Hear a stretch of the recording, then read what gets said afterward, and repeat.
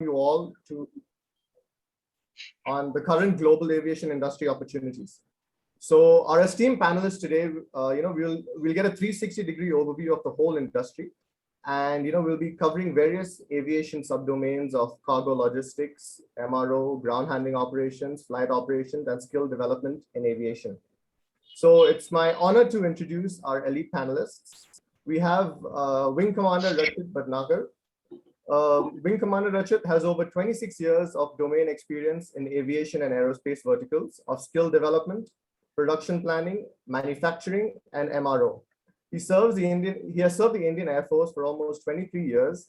He is currently the CEO of Aerospace and Aviation Sector Skill Council. It's a pleasure to have you on our panel today, sir. Thank you. Namaskar. Next, we have Mr. Oswald Fernandez. Mr. Oswald has over 35 years of extensive experience and knowledge in the field of global aviation, freight forwarding, logistics, and compliances. He has held responsible positions in various international airlines such as Kuwait Airways, Etihad Airways, Swiss Air, Emirates, Malaysian Airlines, and Kenya Airlines. He is currently the chairman of Freight Wings Air Cargo, which is located in the UAE. Thank you for joining us on our panel today. Next, we have Mr. Amog Warhat Pandey. Mr. Amog is an avionics engineer. He's got over 26 years of experience in MRO, technology management, material management, training and leadership. And he is currently the head of training at Airworks India Engineering Private Limited. He has experience in setting up maintenance facilities and infrastructure. He is also skilled in training, business development, operations management, aircraft maintenance, team building, and learning and development roles. It's a pleasure to have you on our panel today, sir. Thank you and good morning to all of you. Good morning. Next, we have Ms. Maren Paul. So Ms. Maren has immense experience in airline, airport, ground operations, and handling. She's a distinguished operations trainer with Asia Berhad, Kuala Lumpur, Malaysia. It's a pleasure to have you on our panel today. Thank you. And finally, our moderator for the panel discussion today is Captain Vaibhav Suresh. Captain Vaibhav has excelled in various divisions in aviation over the years. He is a flight operations trainer, aviation consultant for airlines and aviation institutes. He has over 10 years of experience in various departments of an airline, handling major airlines, charters, and aviation institutes. Currently, he is the Chief Industry Liaison of CMS Business School, Jain University. Thank you, Captain, for joining us today, and over to you. Thank you, Rohan, for the wonderful introduction, and thank you all the panelists. Rachit, Amog. Welcome, Vaibhav. Welcome, Suresh. Welcome, Marine. Welcome, yes. Mr. Bhatnagar. Hi, welcome. Amog, welcome. Welcome to you, sir. Sorry for the delay from my side. That's okay. It's absolutely fine. In fact, we are really glad that we could have all of you together at the same time. You're all very busy professionals, and it just gives us immense pleasure to get such experienced minds together at the same place at the same time. So without further ado, I've been given this responsibility of asking a lot of questions from from the aviation aspirants, the professionals, and also a few questions that is always been lurking in our minds on what is going to happen. So the first I always like to put Mr. Rachit on the spotlight all the time, and the first question is with you are heading the aviation and aerospace skill sector, the committee, and the pandemic has really changed the entire dynamics of the industry. Of course, things are slowly coming back. We saw a lot of airlines, airports, freezing their hiring spree, and slowly it is opening up. So do you see some kind of solace, for these aviation aspirants to look forward to, in the near future? Oh, okay. So I'm in the spotlight here, as you told. So, in fact, namaskar once again to all the audience, the lovely audience who have joined here. It's been a wish you again happy Onam to all of you who are celebrating the Onam and the other festivals in other parts of the country. I hope so many people from other parts of the country also have joined. And I think the organizers told, they is already also live streaming from the other social media platforms. So I hope a good set of all round of walks of people have joined. Okay, going to the the question straight away. Pretty, I mean, very, very good question. Everybody is apprehensive right now. And so my only very brief answer to this question is, we are not going to stop flying. We are the people, we are the humans, who, evolves and, come around very strong whenever we are hit by the downturn of any industry, I would say. So in this industry, as soon as the COVID struck us, people have devised methods. I think whoever has taken the flight in the recent past, they must have come to know how quickly we have adopted and evolved in going, the contactless way in the airport. So right from booking a flight to boarding a flight, all the phases of the flight, have become contactless. New technologies have come in. The people are working day and night in the technologies, and they're making your flying very, very comfortable. So the airlines, the aircraft manufacturers are trying their best to tell you, to comfort you that with all kind of, the technologies they have in all the aircraft, on board the aircraft, HEPA filters, downstream of the, this thing. So there have been very little, infections. Even if there's somebody by mistake have, onboarded the aircraft. Only thing is because of certain, the challenges, certain, the state-wise regulations, international regulations, it has been hit. The flying has been hit. The revenues have been down. But at the same time, you are seeing the silver lining. Some, airlines going down, but you see, Mr. Rakesh Jhunjhunwala has announced new airlines going to operate from Bangalore only, Akasa, by the name of Akasa, and all the stalwarts of Jet Airways have been roped in. In all walks of, I will say the spectrum. The MRO is, very hopeful. All the MRO industries with a big order book of the Indian Airlines going in. They're very hopeful, and the GST rates are coming down from 18 to 5%. Those things, the new, of course, I mean, from the portal of, from the rostrum of the Red Fort, on 15 August, Honorable PM has announced for, the flights getting affordable for every walk of guys, and recent announcement of, HMCA, our Honorable Minister of Civil Aviation, who has announced, the slogan, his repeated kind of the slogan of, Honorable PM, Ude Desh Ka Aam Nagrik, and, Hawai Chakra se Hawai Yatra, all those, things are efforts going in the direction that every nook and corner, Class B, Class C cities are connected with either the airways, waterways, or the heliports. So those are the things, which are giving us a silver lining. So my only 2 cents out here is that we have to be, and we are hopeful for a very strong rebound of this airline industry, and the whole spectrum of whole gamuts of the thing like MRO, design development. You see the kind of the MOUs, the kind of contracts are going to happen in the background of aerospace industries. So I mean, the whole gamut is looking very promising. Right now, we have to have patience.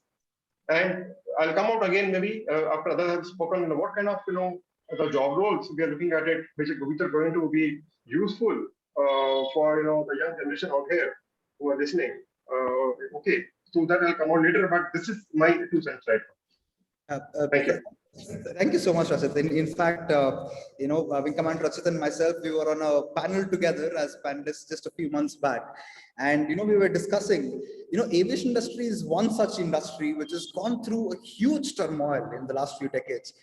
Think about the 9/11 attacks where people were scared to fly, and, the oil crisis, and then the recession. And every time, Rachit, as you said, there's a silver lining, and we always come back stronger than ever before. And a lot of people did feel that airlines have stopped, the flying has stopped, the aviation industry is going down, and cargo has always been the silver lining for the aviation industry. And this is where it kept a lot of airlines alive, but also aviation was the backbone in the fight against COVID, transporting essential goods and services and all of this. So Mr. Oswald, your thoughts on this and on how much cargoes actually helped the aviation industry itself and the world around. Yeah, thanks, Mr. Bhatnagar. It was nice listening to you. Cargo has always been a second priority when it comes to the glamour industry of airline, and it has nobody had so much of interest in the cargo industry. I have worked 35 years in this field, and I have always been in the sales and marketing. Okay, the lower belly is the where we are responsible to fill the space. So in the coming years, past 2-3 years, past this pandemic time, it has been a very important sector for cargo, and the rate and the revenue has increased enormously, because the only industry which is now surviving in the pandemic is the cargo, and the revenue also has doubled. I am placed in such an area where you can see Emirates, Qatar Airways, Kuwait Airways, Saudi, all the main Gulf airlines are going full, and the rates also revenue-wise has increased 5 to 6 times. Lately, Emirates has also disclosed their profitability, where the cargo and the passenger is concerned, the revenue has increased 65% to 75% revenue has come from cargo. Lately, they have disclosed. So cargo has placed an important factor in this pandemic time, and the job losses are very less compared to the travel industry.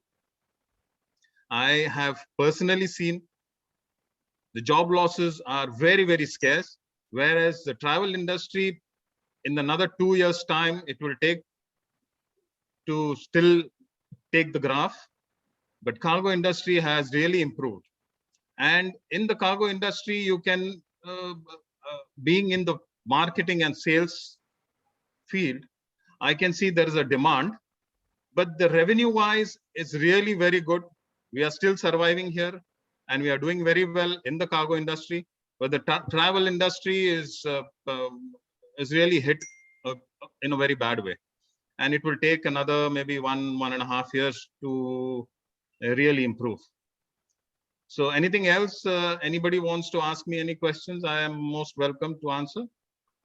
Sure, Mr. Oswald. I mean, thank you so much for that. I think, you actually showed us a silver lining that how cargo has been so, important.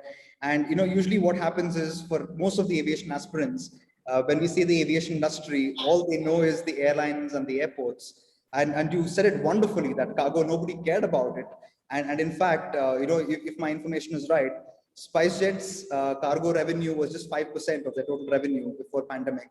And today it has gone over 30%. Yes, Mr. Oswald. Where I had been in Swiss Air, Kuwait Airways, Etihad, I could see only say 8 to 10% revenue was generated in compared to the passengers. But right now it's more than 65% cargo revenue. And that also rates are so high that it's so much in demand. Wherever to USA, before it was 7 to 8 dirhams, now it is 35, 40 dirhams. You can say 5 times more, and no space, no space.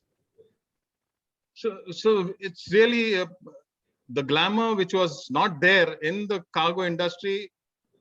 The females used to never take jobs in this field. Now I have seen in past few years, females have also started getting interested in this particular field, especially in the logistics, distribution, shipping, all these areas. So you have a lot of lines where you can make revenue where the cargo is concerned. Just not the airways, not the airlines, even the shipping. The rates have increased, and there is good demand. And then secondly, you have a lot of areas where you can be interested in, not just travel or cargo. You can get logistics, you can get distribution, you can sell insurance, you can sell a lot more warehousing. There are a lot of options where you can, look into. So that's my view. Now, anything else? Right. No, we will definitely come back because we already have started getting a lot of questions from the audience as well. And, so now, you wonderfully said how cargo was not so glamorous before. And in the same way, we also have MRO, which was not so glamorous before. But the government has actually come out and said that, there's going to be a MRO hub, which is going to be set up in India. So, Mr. Amol, the question is to you. Your thoughts on this, and where do you see the future for MROs? Yeah, good morning to everybody, and also wishing happy Onam to all the participants and the panelists. So as Mr. Oswald said, cargo industry has been a little bit of a lesser glamorous version of the airline industry. MRO is virtually unknown actually to the outside people. It is a branch of the aviation industry, which is the lifeline of the aviation, but yet not many people know about it. And we have all known the connotations and the negative, impact which the pandemic has had on the airline industry. And the only thing which is going to get it back online is one, that this pandemic ends, and the second is that the MRO industry grows in India. You know why? Because the moment the MRO blossoms in India, the maintenance costs of the airlines go down. Most of the Indian operators operate on a lease basis.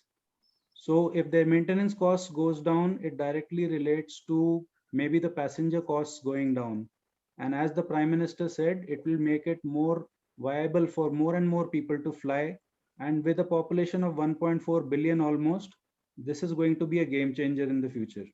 So if you let the MRO grow, aviation will definitely grow. Right now, MRO is not even doing 25% of what it can do for India actually. It's a huge industry. We are concentrating only on airframes and components as of now. The moment we go in for engine overhauls, maintenance and APUs, this industry is going to boom and become at least 4 times bigger than what it is right now. This means a lot of more expansion, lot of more jobs for people, a lot of more avenues for people who are presently in this industry to grow, and a very bright future indeed. Because I can just cite 1 or 2 examples that Safran, it is setting up an engine overall plant for LEAP 1 Alpha engines. That's almost going to be a $40 million project. There's another $100 million project by the same company for manufacturing these engines in India. These are all under consideration. And also, airports in various locations in India are being allotted more and more space for these MROs to grow. Just as an example, in the pandemic times, Airworks, where I am presently employed, we opened a new base maintenance facility in Cochin. So in spite of the pandemic, this sector is seeing growth. And as Mr. Rachit pointed out, that if the GST has dropped significantly from 18% to 5%, and added to this, if we get a waiver on the excise duties for procurement of components, things like redeliveries of aircraft and aircraft repair, both are going to be considerably cheaper, and more airlines will come to India for this. So this is the dream and vision that we have, that if our country becomes a MRO hub in Southeast Asia, we can take over a lot of business from a lot of airlines to maintain their aircraft here in India itself, and thereby allow more and more people and make it possible for more and more people to fly. Just if I can have 1 more minute, I'll just say that MRO industry is also helping the students who are presently doing their courses in various AME colleges. And we are the ones who are providing them with opportunities to do their practical experience, their OJTs, their SOJTs, by which they can get to their licensing stage in their careers. So it is playing an important role right from the people who are potential employees of this industry to those people who are employed in this industry and those people who will be serviced by this industry. So it's a all-round role, and not many people know about it. So I would go one step ahead and saying that it is even below cargo in the pecking order right now. So let's hope for the best, and let's hope that this sector boosts up the overall aviation business in the country and the world as well. Thank you. So thank you, Amog. I think it was wonderfully said. Yes, Mr. Oswald, you had a comment. Mr. Amog, you buy the spare parts from, you import it for the Airbus? Sir, many of the spare parts, not us, because this we are the MROs for defense as well as the commercial airlines. So Okay. we don't we procure certain parts, and certain aircraft of defense which are coming to us for the servicing. They have to procure it through their channels and get it to us. But the bottom line is that it still comes from abroad. Which Airbus, Boeing, or which one? Sir, for Airbus A320, we are doing for France. Boeing 737. We are doing for VIP aircraft of the Indian Defense and the MOD aircraft. So we are looking after all these aircraft. Because when I used to send at least 50 to 100 shipments, sometimes 100 also, AOG shipments, it's very high value shipments. And I know the importance. I know the importance of your spare parts. I mean, people must be not knowing, but I know it very well. And just as a, I mean, food for thought, if you do a redelivery of an aircraft in India, the redelivery costs maybe $3 lakh. Oh. And the cost of procuring spares for fitting that aircraft is maybe 17 times more than that at $5 million. So if that gap is bridged, you can imagine the kind of saving and the kind of cost reduction which will come in. Is going to make life easier for passengers as well, definitely. Yeah, that is if you manufacture it in India. Yeah? Yes. Thanks, Mr. Amok. Thank you. Yeah, thank you. And you know, in fact, there was a question from the audience of what is an MRO, and it kind of proves that people actually don't know. For the benefit of everyone, MRO is maintenance, repair, and overhaul. Just like any other machine, an aircraft is a machine as well. It needs to be maintained and repaired, and because it's the aviation sector and because there's a lot of safety aspects involved. Maintenance is more safety as well as a regulatory aspect. So, of course, there is a lot more to learn about MRO. But I think, Mr. Amog, you said, beautifully of how government is actually trying so much to kind of boost, sales with, as Mr. Rajat said, with GST and with the MRO hub now. And you said, there are so many jobs available. And speaking of jobs, I think the next question should go to the trainer on our panel. Marin, thank you for joining us today, especially on Onam. And I'm sorry to have pulled you out of your family celebrations. But you've been a trainer and you've trained hundreds of airline and airport staff across the world. When it comes to the aviation staff itself. Aviation, although so glamorous, it was one of the industries with the highest attrition rate. And people were always wondering why.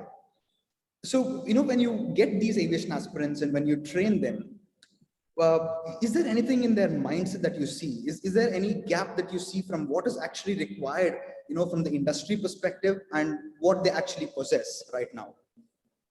Okay. First of all, thank you so much. I'm so glad to join this discussion. Thank you so much for the wonderful experts across the aviation sector present here. So coming to the question, Vaibhav, I should appreciate the current universities, the colleges was providing a lot of courses in aviation and travel and tourism. If you take the curriculum wise, it's beautiful, wonderfully crafted curriculum, the syllabus, but when the theory part is done very well, the theoretical part is done absolutely wonderful, but when it comes to the practical knowledge for the students are lacking the practical knowledge. Okay, maybe they are lacking an airport familiarization, or they don't know how a guest or a passenger will behave when a flight is delayed or a missing baggage case. They don't know the real pressure what they have to undergo when they work. Okay, so they only see the glamorous part of aviation. They walk into aviation, they walk into the job, but what they face is the shift patterns, that itself will, put you down for some of the candidates. You have odd time shift patterns. You'll have to wake up at 2 o'clock in the morning sometimes and get up and groom yourself and get running to the airport and start working. When everyone sleep, you just have to start to do your work there. See, the mindset of the student when they learn, the trainers, I always tell my trainees, see, what you see is not the real thing when you start working. The real thing when you go, you will have pressure, you'll have challenges in aviation, you'll have odd times, your shift patterns will be different. You have to get used to it. Initially, you'll find it difficult, but on the way, it'll be just fine. Initial, maybe 1 or 2 years, you will have to do the shift patterns, and later on, you might get promotions. If you're talented enough, you can move forward in your career. Okay, so, but the initial days, this is how airport is, this is how an airline operates, and this is how the operational process is done. See, we never close down on a weekend, or we never close down for a holiday. It is just 24/7. So this is actually lacking, this attitude. The students doesn't know this is how, when they are in the colleges, they don't know this is what is happening at the airport, or this is how the airline works. This knowledge is basically lacking, and that is why you find I get surprised when I see the airline bears a cost of trading the candidates for 1 or 2 months, and then the candidates comes in, they work maybe 1 or 2 months, they put their resignations. And it's just not 1 or 2 staffs putting the resignations, mass resignations happen. See, this is all, airline is incurring a lot of losses out of these resignations, which the candidates are never bothered, or they are unaware about the cost which is incurred for the airline. So these resignations are because of the lack of knowledge, the lack of, they don't know, how the aviation process or the operational process is happening. So yeah, that is what I think the main thing. And also one more thing I would like to know, the current training methods of in the colleges or universities, they are not focusing on training the students on a global distribution system, the GDS, that is any one of the computer reservation system, which is very, very important for a student to know. They may be knowing what is check-in or what is how to do a boarding or whatever it is, but they should know on which platform the airline is working on. See, every airline will have a certain software to work, and a knowledge on any one such software for a student is a big advantage for their resume, or for their, when they start learning or when they start working about airport or aviation. It is an add-on to their qualification, a knowledge on any of the CRS system. A few of the colleges are not, very few is giving trainings on CRS or any of the GDS softwares. So yeah. Thank you, Varun. I think that was very well said. To just put in a few words, I think the aviation candidates, they lack the practical training, and that is where the Aviation Aerospace Skill Sector Council has done a wonderful job. They've identified, correct me, Mr. Rajat, if I'm wrong, I think about 72 job roles which are specific, and if you actually go onto their portal, they clearly mention on how much of theory training is required and how much of practical training is required. And luckily for the industry, pandemic hit, and now nobody's worried about the attrition rate anymore. People are just trying to hold on to their jobs. But again, as you very well said, it's not just about holding on. I think it's also about growing within the industry. Thank you, Marin. And now question to Mr. Rachit is, follow up with what Marin just said. Can you just brief us on what AASSC is doing, to address this particular issue, also to address the mindset of the candidates, because it's a very hostile working environment and a very an environment with a lot of pressure. What is AAC doing in that front, and what do you think universities like Jain and Aeroscientia should do in this front? Yeah, okay, Vaibhav, and nice hearing out Marin on the challenges what airlines are facing. We are aware of them, right? Of course, so in the hot state of still development. So let me quickly brief on what ACC is doing. ACC is like one of the 37 sector skill council, which was formed, under that flagship scheme of, Skill India mission of Government of India. And it's been, a while now, where, like you rightly mentioned, we have 72 job roles, which are cutting across from airlines, airport, MRO, very small job roles. And besides that, we have design development and the aerospace manufacturing and the aerospace side. So we are having a whole spectrum of aviation and the aerospace job roles.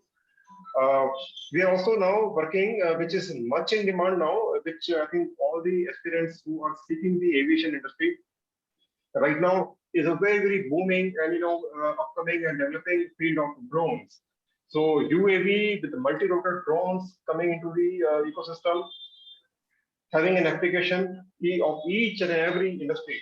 Okay, right from the cargo deliveries to medicine delivery to agriculture, locust, we are seeing the operations. You name an operation, the Swamitra scheme which has come out by the government of India to map the Abadi lands of the Indian subcontinent, having a property cards for each of them. So I would say, don't only look at the only the aircraft and the airline and the other industry. There are so many things we are getting involved. So, so we are working on those new job roles also. We'll be sensitizing the ecosystem soon. So we are present for the 2 to 4 months short-term skilling ecosystem. We operate through the accredited trading partners who are presently more than 84 in the whole ecosystem, working in both aerospace aviation. And so we work through the not only the government projects of free programs coming from the government of India, sponsored, called PMKVY, which is Pradhan Mantri Kaushal Vikas Yojana. Similar programs through the Ministry of Rural Development, Ministry of Monetary Affairs. Also, those programs are run fully funded, which are targeted especially for the economically weaker section or lesser privileged set of the society. And so these are some of the courses. Then we have also the CSR sponsored courses which are done by like GK Aerospace and many other companies. So I will exhort at this forum now, if there is any industry connected right now or somebody is listening out, I would exhort them, to please, because it's a very capital intensive market. This kind of trainings cannot be equated with any other sector training where the mass people are involved are available. So this is a capital intensive, where also linked to the loss of attrition, which Marin has told, which people are not aware of. They only see the good face of about it. But like Mr. Oswald also has told, once they, or Mr. Amog has told, once they go into the cargo, all the kind of delivery chains, supply chains, management of cargo, or when they go supposed to a MRO industry, they will know the nuts and bolts of the industry. So when you are actually working out there, you will come to know, what is the other flip side of the industry. So it's like those kind of things have to be made aware of. So we are through this kind of various webinars, we're sensitizing them. Like working in a mall. I mean, you have to do all kind of jobs. If you're F&B, you have to be in the backstage and working with a lot of the grease and oils. So I mean, the younger youth, I would say, they are quite. Sometimes they say they are. I won't say they are the generation what the actual generation Y, what we call them. They want to have some kind of maybe the AC working or luxury working, which actually in the industry when you go, you have to deal with lots of nuts and bolts. You have to be in the real scenario. I say because it's not a video game going on. So in the cargo industry, this Oswald would be agreeing. When you're working in a supply chain, it's not only the computer, the systems you're working. You have to be going inside, into the field and actually pushing the cargo out, maybe. So and deal with the guys out there, unions, and all those kind of they were in the field. So these are the things which we are trying to sensitize. Otherwise, I would say that the moment that I think you guys are there, the other job opportunities which are available are very much increasing in the global aircraft financing and leasing, which I don't know. I think maybe Mr. Rohan or you would be touching upon. So I would say we are working on the new age technologies now, which are like I initially told, contactless airport, all the kind of technologies what we have. In the pandemic has taught us, to also deliver the education system of skilling to the AR VR kind of scenarios. We are have a big collaboration with TCS IN to develop some of the courses for the digital learning hub. So we have a hybrid kind of learning where we have a theoretical part delivered through the e-learning LMS, and then the hands-on skilling on the platforms or through the training partners. They can go and do the customer service executive or the cabin crew or the cargo handling and other kind of job roles to in the actual hands-on skilling on the with the training partner having an actual infrastructure. So these are the methods, and then also we have Internet of things. Parallelly, we have Internet of aircraft things. Machine learning is coming on in a big way into our job roles. So these are some of the things like technologies which we are now trying to evolve in a new package. So people interested who are having all kind of backgrounds, be a computer science or be mechanical engineering or any kind of diplomas. So they can come out here and do reskilling, upskilling, and get employed, become employable and get employed. Yeah. Thank you. Right. I think AAC is doing a wonderful job in trying to identify IoTs and machine learning and kind of showing the world that it's not just about airlines and airports. There is so much more. But when we are talking about the skills, and this question is kind of open for anyone who wants to take this up. There's always this the chicken and the egg story, which came first, and everyone is kind of looking for experience, and everyone wants candidates with experience. But then again, where would the candidates get the experience if nobody is willing to give them a chance? And this is one of the things where I get asked by all the aviation aspirants again and again, and one of the things I tell them is, if you're not getting a job, then spend your time learning something more, because that will never go for a waste. So the question is, this is one of the questions from the audience, is that we have Mr. Rakesh Jhunjhunwala, who's officially said that he's going to come back, and as Mr. Rachit said as well, it's going to be operating from Bangalore, revival of Jet Airways, and all of this. And there are a lot more aerospace companies also coming up. So what should students do to kind of capture these opportunities?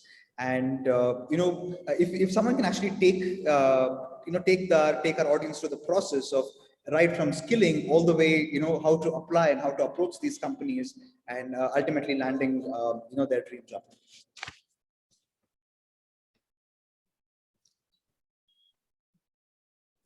Yes, I think Parin wants to take it. We can start. See, for me, from my personal experience, I would say everyone should have a focus. Okay, there should be a target.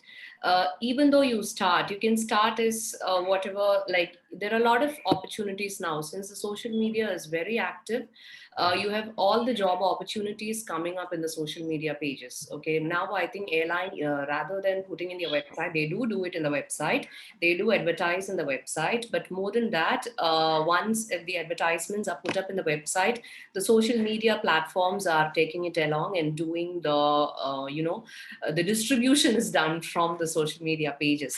So it's easy for the youngsters to get to know about the interviews being conducted, for the openings being coming up. It's easy to know now than before. Before, when there was no social media platforms, people used to go to the airports and do a direct application of their resumes, which will definitely go into the dustbin. It's not going to the HR. Okay, so because they are just submitting it to the staffs. The staffs are not taking a pain to go and submit it to the HR office, which has been located somewhere else. So now things are pretty easy. The youngsters who are the aviation aspirants are, they are actually following such pages. It's easy to know about the openings. Now, when you get into a job, if you have a focus on being to reach somewhere in another 5 years or in another 3 years, you can always, along with your work, you should always upskill. I've seen a cabin crew becoming a pilot. I've seen even an office boy become a pilot. Okay, this is true stories. Okay, so all these things happened because of continuous training. They were always upskilling. They kept on learning. They never stopped themselves. Okay, if you stop yourself, you will be there. Experience do matter. I'm not telling that you don't want experience. Yes, experience really matters.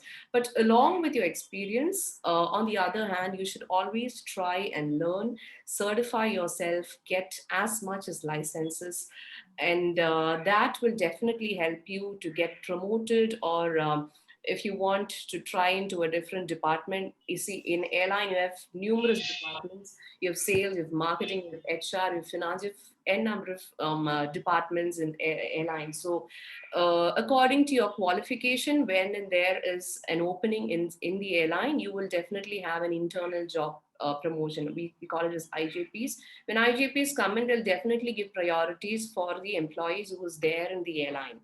Okay, so if you are qualified enough, you will definitely get the job. So it doesn't mean that you don't want experience. Experience, yes, it definitely matters, but along with experience, you should always have extra qualifications, extra certifications. Try and always learn. You should have that attitude of learning, that mentality to learn always. So I think, yeah, if your focus is Yeah.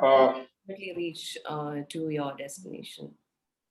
Yeah, okay. So I think adding on to Marin, I would like to add here that what Marin has spoken is regarding a very formal hiring process, having upskilling and reskilling, and very good point on that. I would like to add on that there are some things which goes beyond the actual hiring. And the hiring is a very formal process where you have multiple rounds of interviews and and all kind of skills. So there are other ways of entering into any industry, I would say, and that is happening in the aviation and aerospace industry also.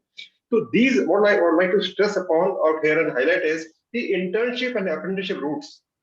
So they have been very less explored in India, which have been is in existence from quite some time into globally. A lot of the high management people in Germany and and other EU countries and everywhere, they have risen to the top level through the apprenticeship routes. This we have to have a lot of focus. So this is now opening up. If you say like we have something called interns, we had just had a webinar last week where we came to know a lot of companies being establishing and doing a collaboration. Like one of them, I would say Udan Aviation Academy, and they've done a collaboration with one more company, and they are taking the interns on the aviation different kind of verticals and horizontal ways. So with their aptitude and attitude, they're selecting it and putting to various companies. Similarly, we have a very formalized system of National Apprenticeship Promotion Scheme. It's called NAPS, MAPS in a short, where very the full portal has come out through our parent body called NSDC, the National Skill Development Corporation, and right from the onboarding of selection, and the payouts, the stipend payouts, everything is done in a very quick and swift manner through the portal. And as a SSC, as a Aerospace and Aviation SSC, as a CEO, I'm supposed to be also the joint apprenticeship advisor to all the SSCs. I would say all the other industry sector also. The CEOs are appointed as the joint apprenticeship advisor. So with this kind of formulation of the whole ecosystem, and I would say we are trying to exhort, we have been doing advocacy of this, the various industries. So now there's a legal requirement of anybody or any organization having 4 or more employees on the stand. They can take at least one apprenticeship on board. I mean, there's a minimum I'm talking about. It goes to from 2.5 to 4% of their whole employee strength. And so this is a very good, I would say, scheme which has come out where for the basic training BTP, what we call a basic training package, the government is funding you 7,500 rupees. If somebody is not qualified, not having a formal qualification, and going suppose you're giving a stipend of whatever the state tells you, the minimum apprenticeship package. Maybe 10,000 you have to pay to the apprentice. 1,500 is given funded by the government. So all this kind of the boost from the government is coming up, and it's a very, very lucrative way of entering into, because you don't get binded by the the formal employer things out there. There is no the workplace the acts and the legal acts comes into force when you are joined as an internship or an apprenticeship, and then you have a whole system of ready pipeline. Then you can see the culture. I mean, you can see the attitude, the aptitude, and the culture. They get culturally fit. So when I get go as an apprenticeship for a 6 month or 1 year period to any organization, so you can see that person how it is working and then after that then you can selectively find some people out there who can be then formally employed. You can take them on roll formally. So these are some of the things all the industry must go on. And I would give a live example of Go Air, Go First now. Go First. So I mean they're first now. I would say who I know going to join, who going to onboard some 600 apprenticeship, and there have been a lot of hurdles because as you know the airport and the whole aviation ecosystem is regulated, very, very regulated now. You have a CISF, you have it's not like a normal organization. You just go straight away enter into with a pass. So there's the airport entry pass thing which comes out. So we had a lot of the legal requirement which is sorted out through the DGCA, the BCAS, the security systems of airport and all that. So that these apprentices who get onboarded by the airline, they easily go into the apron side, air side, land side, everywhere, and then do the hands-on skilling. Okay. So this is a different ball game than the other industry. I know. So, but we're trying to resolve those kind of things also. So this I would exhort everybody out here and all the industries if they join. We're trying to have a very strong advocacy on this. So please do this NAPS onboarding of the young youth out here who are just under the degree colleges or they're 10th pass, 12th pass, and they are in the work ecosystem. This is my thought on this. Yeah, thank you, Mr. Rachita. I think that was very wonderfully said because as you clearly pointed out, internship and apprenticeship is not really taken very seriously in today. And in fact, even we at Jain we struggle to actually take our students inside airports, especially on the air side. It has been quite difficult. Yes, Mr. Oswald. Yeah, whereas Marine and Vaibhav, what you spoke, roles and opportunities for the youngsters, what I feel, yeah, they to get a start, they need somewhere to start on. So for that reason, they need to identify the basic, these small companies where they can go and they can either work on an intern or as a free, for 1 month or 2 months, they can start working. Until they don't identify or they don't make their personal rapport with the small companies, they cannot reach to the top. So if you're working in an airline, that is a principal. Then you're working in the second level. That is a GSA, general sales agent, or the general sales services agent. It's almost the same. Then you have the freight forwarders. Then you have the logistics and the distribution. Then you have the warehousing. Then there are a lot of things coming with it. So you identify the small companies, join them, work as an intern, maybe for some small, near basic salary, and then you start from there. Then you identify, and then you should also love wherever you're working. Once you love and you start getting into people through personal contacts, slowly you grow up, and then you can reach to the top, you see. And reaching to the top, it requires personal, practical experience. Whereas Marine gives, she trains, but then suddenly you need to practically work on the job. So that is where I need to identify the small companies, join them, learn, and then slowly start growing. Even if you're an MBA or you're a master in a postgraduate, you still need to go from the basic. Okay. Similarly, when you want to become a chef cook, you need to clean all the utensils, vessels. So you need to go from the bottom.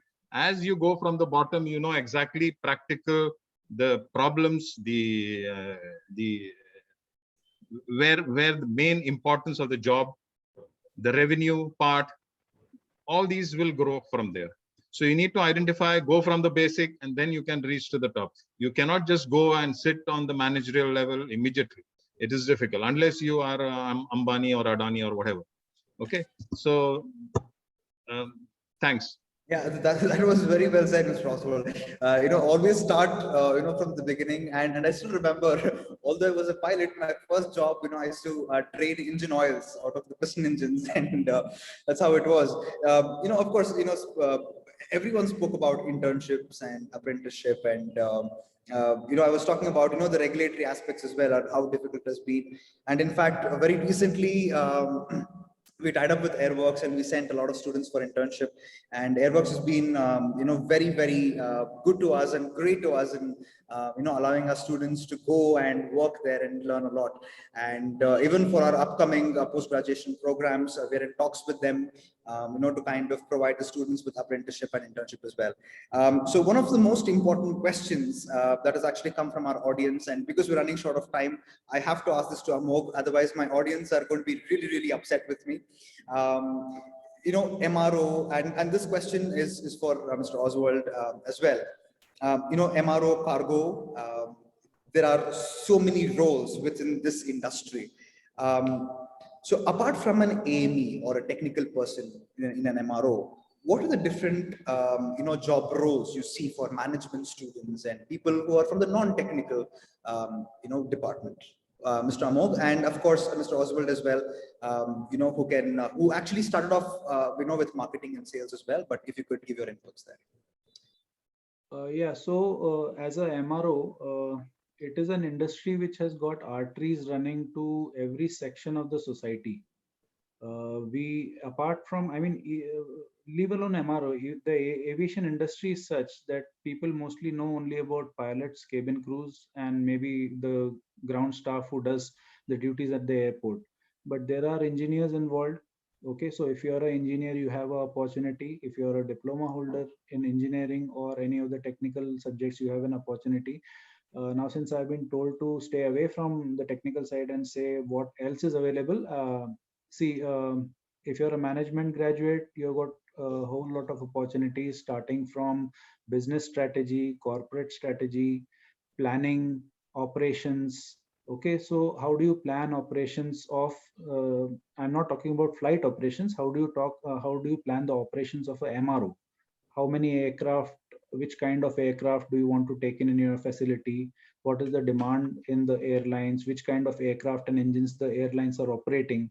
How can you generate business? So there's opportunity for sales, there's opportunity for marketing, there's opportunity for legal, because the redelivery, leasing and all requires a very strong backing of the legal aspect also. And so do the contracts with your customers for taking in the aircraft for servicing and maintenance. So legal and finance have a very big role to play. Strategy, business strategy have got a very big role to play. Then now a lot of painting jobs are being done in India. So a lot of aircraft, the livery, we call it livery in aviation. So earlier it used to be done mostly in Scotland, Ireland and places like that. Now a lot of those jobs are also coming to India, GMR, Airworks, and the new MRO which is coming up at Nagpur along with Indamar. AAR is partnering in that, and it again is a multi-million-dollar project. They also will be having a painting bay. So painting is a big thing. 3D printing is something which is going to impact the aviation industry. It's already made its mark in aerospace and defense. It is going to enter into commercial aviation, and we will see its impact in the next maybe 5-6 years or so. So there are a wide variety of jobs available, and of course, HR is always required. So administration, HR, logistics, supply chain management is another big role which needs to be played in the MRO, because when the aircraft has come to you for maintenance, if you don't have the spares in time, you will not be able to make the delivery on time. So there are a host of opportunities for non-technical people as well.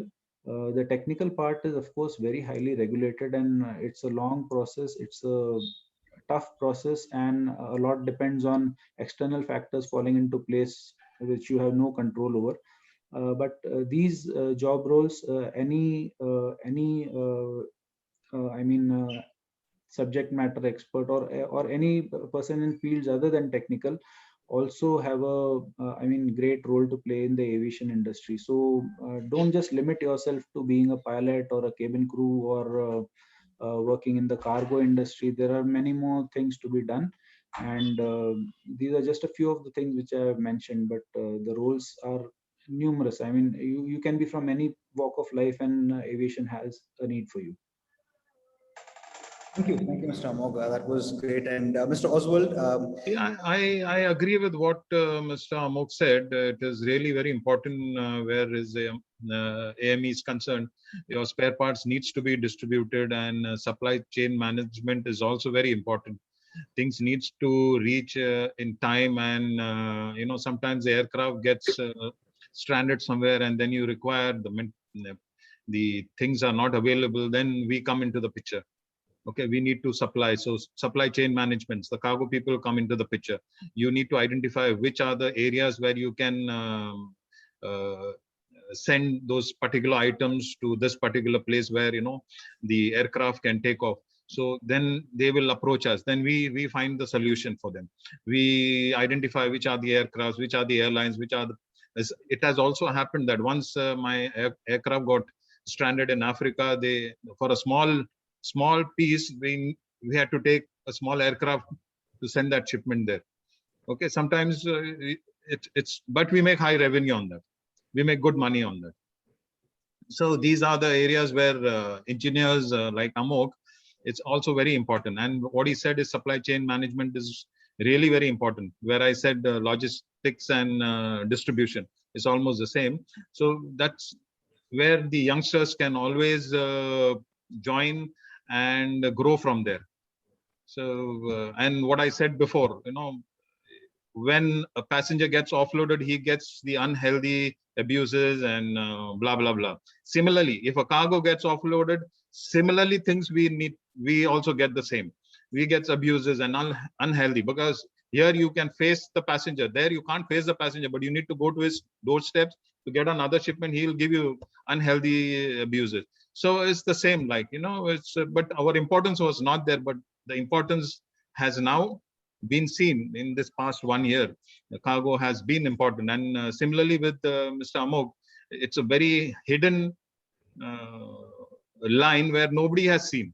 They are always on the backstage. You see, you can always see the pilots, the air hostess, the crew, and the ground handlers, but you will not see the engineers working behind. And the trainers also, the basic starts from the trainers. They will tell you, they will make you interested how to go and how to enjoy the job. They are the people who will train, give the basics, put it into your mind and heart that go and learn this field. So that is where these people are also important. And anything else, Vaibhav? No, yeah, so I would like to add I here speak too much before we close in. Sorry, yeah. So I would again re-stress on my point, of not only for the audience, that not only keep focusing on the aircraft only. Okay, so aircraft job roles have been told by Amog and Osman, very much which are lying in a technical and non-technical side. But I would again would say and advise everybody out there that aviation does not get restricted to only the aircraft.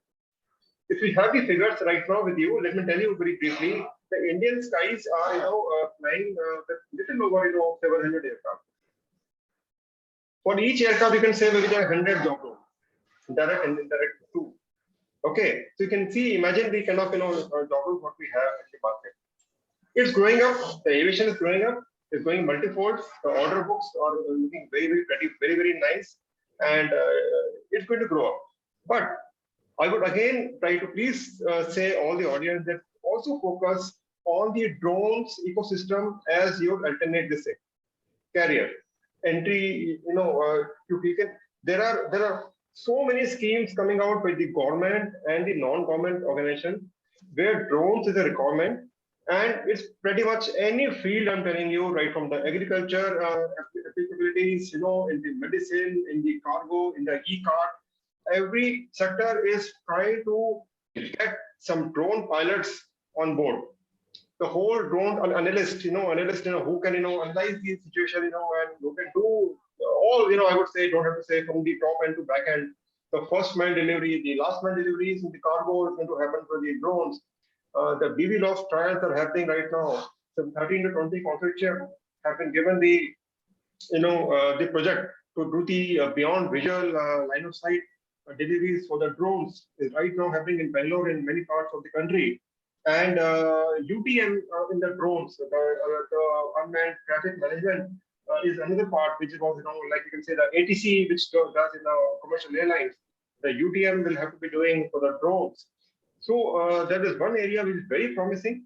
And right now, if you see the commercial pilots, who are right now on the bench, maybe you can say, or out of the jobs, they are entering into the drone areas in a very, very big way. So this is something I would like to again say, that don't only look at the options. When you talk about the aviation, if you're an aviation enthusiast, so must also look at the options of the drone ecosystem also. The tech, non-tech, everybody can enter into this area. For the pilots, I think there is some restriction of the STEM branches, but those also can be, I think, that's really coming in for the non-STEM band also. So this is my, advice for all of you. Thank you. Thank you all panelists. I think we are just running short of time. In fact, we've exceeded the time, and it's been a pleasure and overall to kind of dig into all your wonderful minds and share your experiences. It's just been amazing for the audience as well. For a lot of us who've joined us on Zoom and on other portals where we've gone live as well, your experiences reached hundreds today, and I hope that students find some solace and some kind of confidence that we are definitely going to grow back. We are going to bounce back harder than ever. And it is nice to see that there is so much more opportunities for the candidates, and various universities and institutes like Jain and Aeroscientia. We've all been putting our heart and soul in trying to understand what the industry requirements are, and trying to cope up with the requirements and provide that to the students as well. There are a lot of questions in the question and answer box. Most of it we have covered generally. If there's any specific question that we have ignored, please do not feel bad. You can always reach out to us, and we would be more than happy to reply to them as well. So on behalf of CMS Business School, Jain University and Aeroscientia, I thank all the panelists and all the participants for joining us today. And thank you so much. So it's wonderful to see that there is light at the end of the tunnel. How long the tunnel is, we don't know, but there's definitely a light. So thank you all. Thank you, the panelists, and also the Aeroscientia and CMS Jain Business School for giving us the opportunity. And thank you, for listening out. Yeah. Thanks, Bhatnagar. Thanks, Marine. Yeah. Thanks, meeting you, Marine. Rohan. Thank you, Vaibhav. Thank you. Thank you. You, Vaibhav. Thank you so much. Thank you. Okay. Namaskar. Jai Hind. Thank you, everybody, for having me here. Thanks a lot. Thank you. Thank you.